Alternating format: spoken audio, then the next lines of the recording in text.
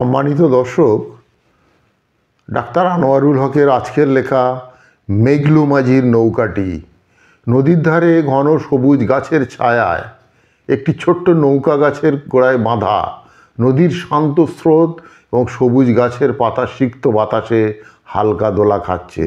মনে হচ্ছে প্রকৃতির এই সৌন্দর্য অনেক গল্পের সাক্ষী। অনেক দিন আগে এই নদীর ধারে একটি ছোট্ট গ্রাম ছিল। গ্রামের নাম ছিল শ্যামপুর। গ্রামের মানুষগুলো খুব সরল, কিন্তু তাদের জীবনের সুখ দুঃখ সবই ছিল এই নদীকে ঘিরে। এই নদীর কোলেই মানুষ মাছ ধরত, জল আনত, নিজেদের জীবিকা নির্বাহ করত। নৌকাটি ছিল গ্রামের মেঘলু মাঝির।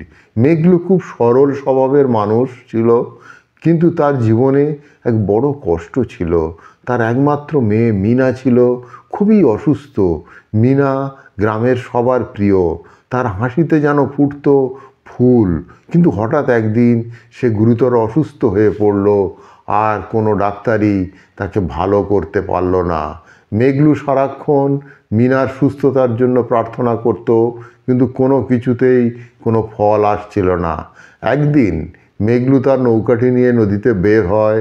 তার মনে হলো এই নদীর জলে হয়তো কোনো জাদু আছে যা তার মেয়ে মিনাকে সুস্থ করতে পারে।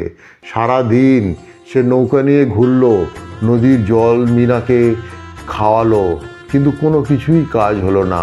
শেষে ক্লান্ত হয়ে সে নৌকাটি গাছের তলায় বাঁধলো এবং মিনার পাশে বসে কাঁদতে থাকলো। সেই রাতে মেঘলু এক স্বপ্ন দেখল। স্বপ্নে এক বৃদ্ধ সন্ন্যাসী তাকে বলল, মেঘলু, তোমার মেয়ের সুস্থতার জন্য তুমি যা করেছো তা যথেষ্ট। প্রকৃতি তার নিজের নিয়মে সব কিছু ঠিক করে দেবে। তুমি তোমার বিশ্বাসে অটুট থাকো। সকালে ঘুম থেকে উঠে মেঘলু দেখল মিনা ধীরে ধীরে সুস্থ হয়ে উঠছে। তার চোখের জল তখন বাঁধ মানল না।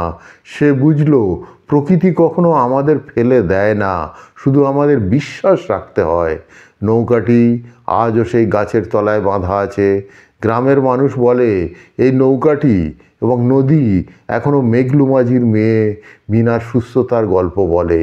আর যারা বিশ্বাস করে তারা জানে এই নৌকায় বসে নদীর জলে সেই স্নিগ্ধতা খুঁজে পায় যা তাদের জীবনের সকল কষ্ট মুছে দিতে পারে।